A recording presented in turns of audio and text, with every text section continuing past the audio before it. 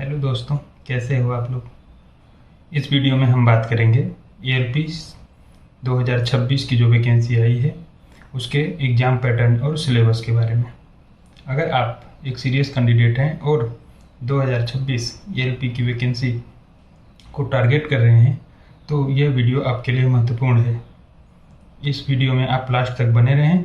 इस वीडियो में मैं आपको एग्ज़ाम पैटर्न, सिलेबस को पूरी तरीके से समझाऊंगा। तो सबसे पहले समझते हैं कि रेलवे की चयन प्रक्रिया क्या होती है।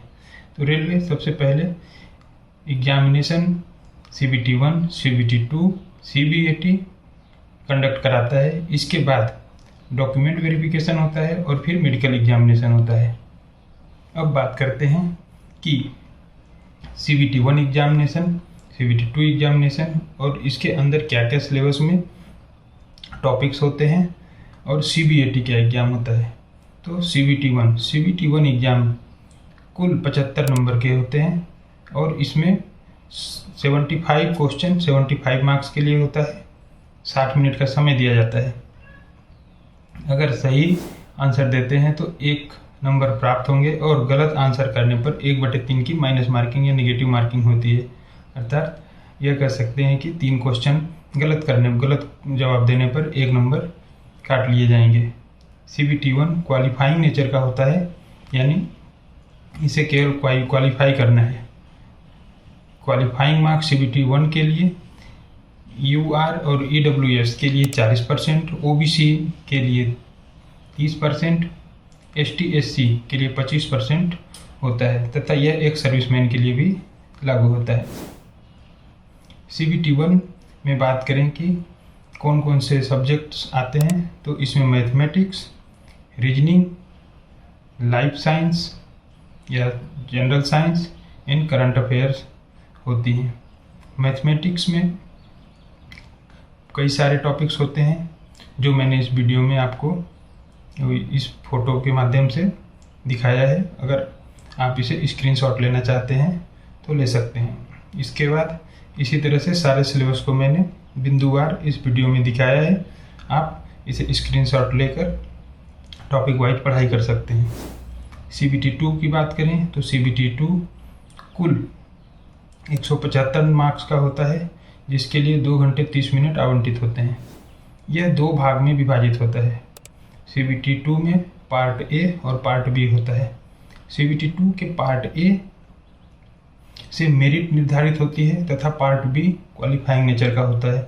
CBT 2 के पार्ट A के 70% मार्क्स मेरिट में जोड़े जाते हैं और CBT 2 के पार्ट B यह आप जिस ट्रेड से फॉर्म भरते हैं उस ट्रेड से 75 प्रश्न पूछे जाते हैं। इसमें भी 1/3 की माइनस मार्किंग होती है। CBT 2 के पार्ट A में कुल 100 प्रश्न 90 मिनट का होता है तथा पार्ट B में कुल 75 प्रश्न 60 मिनट के होते हैं।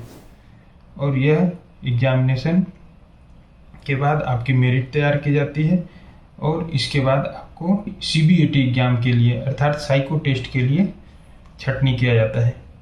तो इसमें भी CBT 2 में भी मैथमेटिक्स, करंट अफेयर, रीजनिंग और लाइफ साइंस सब्जेक्ट्स होते हैं, जिसमें कि टॉपिक वार मैंने इस वीडियो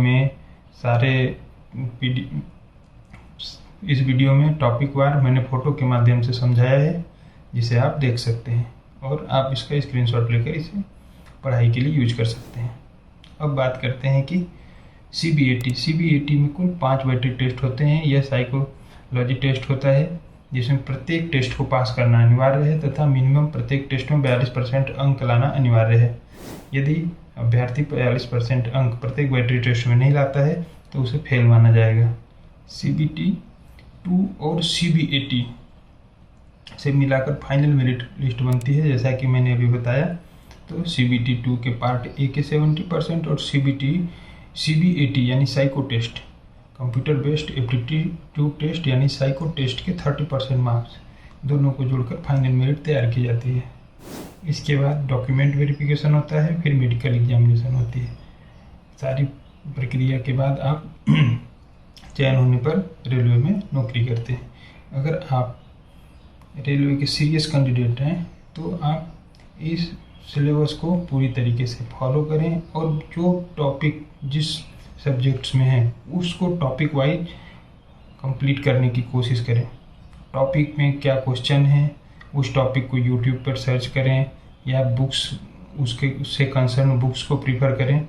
अगर आपको नहीं समझ आता है तो आप कमेंट बॉक्स में लिखें, मैं आपको वो सारे रास्ते बताऊंगा। जैसा कि मैंने खुद ही इस एग्ज़ाम को क्वालिफाई किया है, तो मैंने कैसे बिना कोचिंग के इस एग्ज़ाम को क्वालिफाई किया, ऑनलाइन पढ़ाई करके और खुद से सेल्फ स्टडी करके ये एग्ज़ाम क्वालिफाई किया। साथियों, मैं जो आपको जानकारी दे रहा हूँ ये खुद से अपने अनुभव के आधार पर दे रहा हूँ।